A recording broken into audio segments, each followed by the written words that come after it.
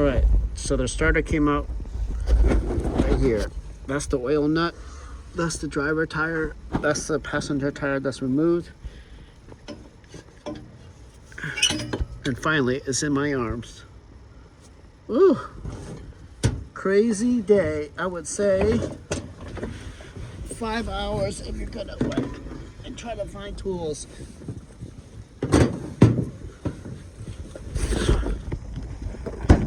What I want to do is probably bench test this thing, add electricity to it, and make sure it works. Because going in there without testing it might be crazy.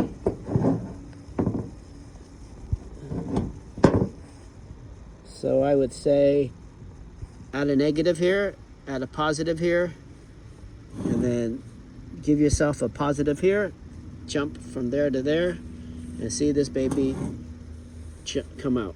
If you're not familiar, do it on the bad one first and then do it on the good one. So how does this guy look? This guy's made by, says Honda in there, Mitsuba, 12 volts, 1.489. SM74014, manufactured by CME, assembled in USA. Wow. At this rate, I feel like I just want to buy like the best starter I can buy.